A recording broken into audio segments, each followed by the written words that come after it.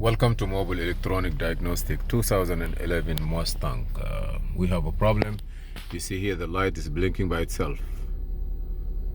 Okay, and we have a body control module. The sunroof is not coming out. It's not rolling down. And let's try to use our scanner here, this is Ford scanner original interface with a laptop. We have internet on. We're gonna connect this one here. This is the IDS generation 2, and they say there is 3 also out there, but I'm going to check this one here first. I'm gonna connect it to the OBD2. They have a used one. I'm looking for the OBD2 connector. Where it is? Let's see here. Is it here? No. If you notice, this car have water flood. You see, this corrosion is no good. It's not helpful to do any electrical work, honestly. But I'm gonna try to see where is the OBD2 connector. First connect, and if I'm not able to communicate with the car, that means nothing gonna be good to work on it. Okay, I don't see where is the OBD. Yeah, it's here. Okay, let's see what we have here. Is it clean? Okay, but look there. Any water in that module?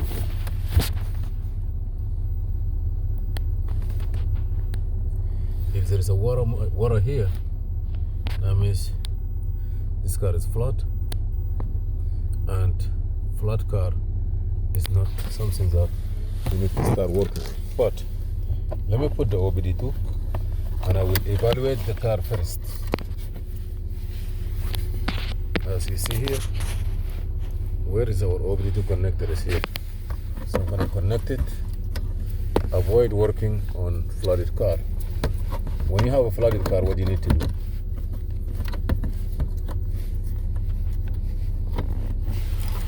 When you have a flooded car, you see now it light up. I'm going to put it here, look to diagnose this car first. If I'm not able to communicate with the body control module is there. They need to change one. And if you change it, I believe you have to program it. So this one, they get it used one. And here is the fuses for it.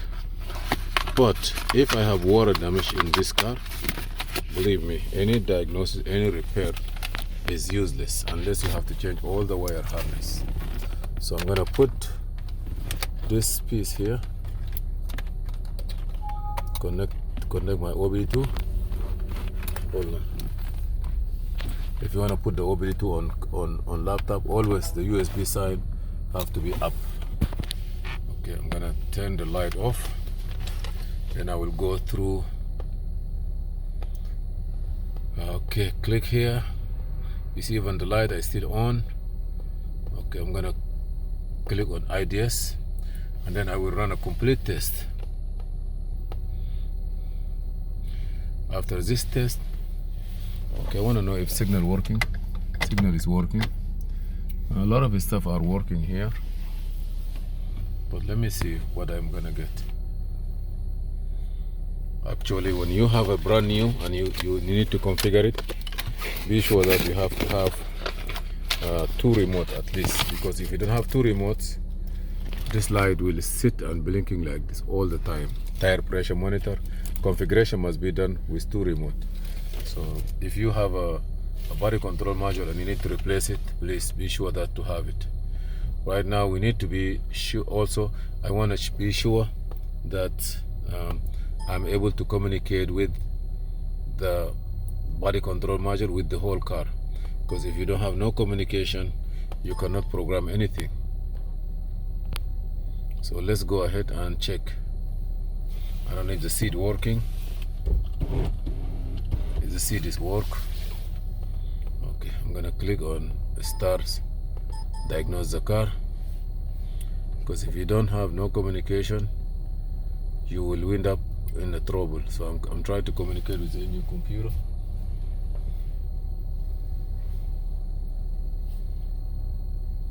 keep going. It's supposed to jump all the way to the end when it's come to the middle. Before I change this module, I say I have to be sure that I'm communicating with the body control.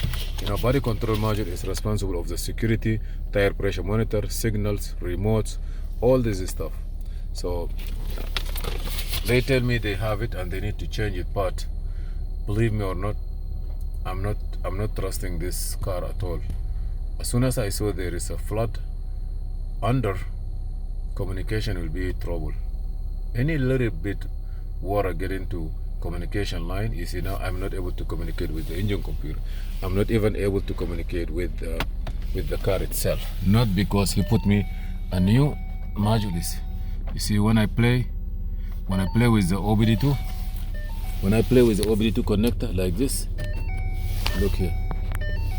When I play with the OBD2 connector, I'm getting, you see,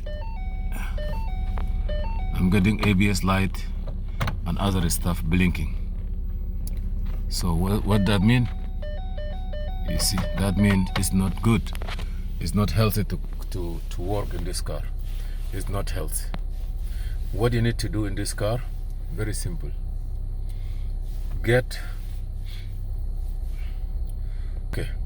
let's talk now about this car. This car, we try to diagnose it, but we are not able to diagnose this car because of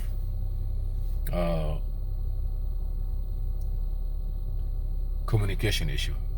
Why the communication issue is there? Because this car have flood damage. That means water get into this car. If the water get into this car and you need to fix it, try your best to follow the right guideline. Anything in this car get touched by water have to be replaced. Harness have to be replaced. Module have to be replaced. Get a brand new harness from the dealer or get an accident car that is totally damaged. Take all the wire harness, the modules, radios, anything that get touched by water is not gonna work well in this car. That's my advice. In this car here, I see what's going on. I try to communicate with it. I have water damage in the bottom. You can't go like that. So our issue first is to have the car being checked correctly. Wherever there is a wire that touch with water corroded, have to be fixed. I'm not able to diagnose the car. This is why I don't want to even put a body control module there, because already I have no communication. Thank you for watching Mobile Electronic Diagnostic. See you in another video.